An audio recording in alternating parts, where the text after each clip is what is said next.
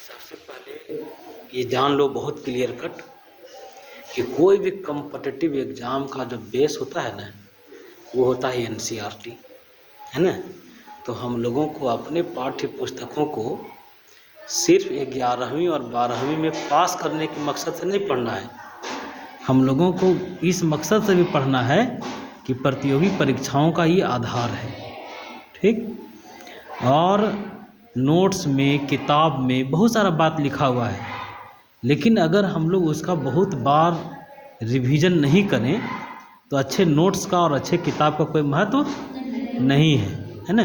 तो चलिए आज हम लोग देखते हैं कि आप लोग एनसीईआरटी को कितनी बारीकी से पढ़ते हैं, ठीक। अपने पाठ्य पुस्तक को कितनी बारीकी से पढ़ रहे हैं।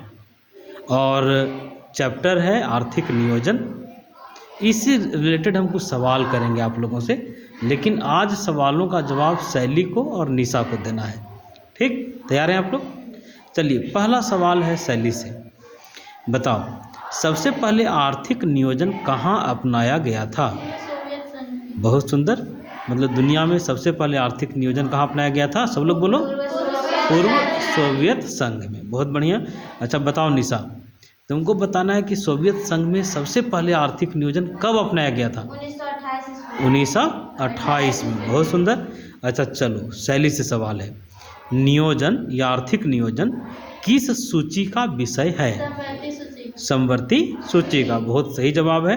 चलो तुम बताओ, भारतीय नियोजन की पहली रूपरेखा को प्रस्तुत करने का श्रेय किन्हें दिया जाता है? M N. Visvesvaraya. Sir M Visvesvaraya को। बहुत सुंदर। अच्छा देखो, भारतीय नियोजन की पहली रूपरेखा ये प्रस्तुत किए थे, है ना। ये इंजीनियर थे, मैसूर राज्य के ये दीवान भी थे विश्वेश्वरैया, ठीक है।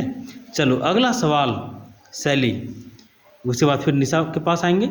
राष्ट्रीय नियोजन समिति के अध्यक्ष का नाम बताना है। पंडित जवाहरलाल नेहरू। पंडित जवाहरलाल नेहरू। बहुत सुंदर। अच्छा बताओ, जो हम लोग राष्ट्रीय नियोजन समिति की बात की जिसके अध्यक्ष पंडित जवाहरलाल नेहरू बनाए गए थे, कांग्रेस का 1938 में अधिवेशन हुआ था, कहाँ हुआ था निशा?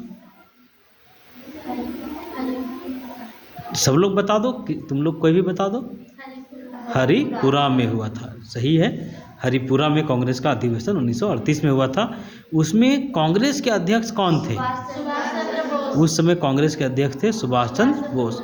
1938 के कांग्रेस के अधिवेशन में राष्ट्रीय नियोजन या राष्ट्रीय योजना समिति बनाया गया था, और राष्ट्रीय योजना समिति का जो अध्यक्ष जो बनाए गए वो पंडित जवाहरलाल नेहरू थे।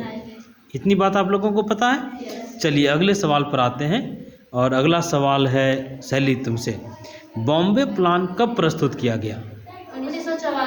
1944 में। बहुत सुंदर। अच्छा बताओ निशा, तुमसे सवाल है, जन योजना के प्रतिपादक का नाम बताओ। ऑप्शन दें? एम.एन. राय। बहुत सुंदर। अच्छा बताओ शैली, जन योजना कब प्रस्तुत किया गया था? कोई भी बता दो। 1945। एकदम सही है। जन योजना के प्रतिपादक कौन है? एम.एन. राय। सब लोग बोलो। एम.एन. राय। और जन योजना कब प्रस्तुत किया गया था? 1945 में। चलिए अब सवाल है निशा से, गांधीवादी योजना के प्रतिपादक का नाम बताना है। श्रीमन नारायण। गांधीवादी योजना कब प्रस्तुत किया गया था शैली बताओ? गांधीवादी योजना कब प्रस्तुत किया गया था?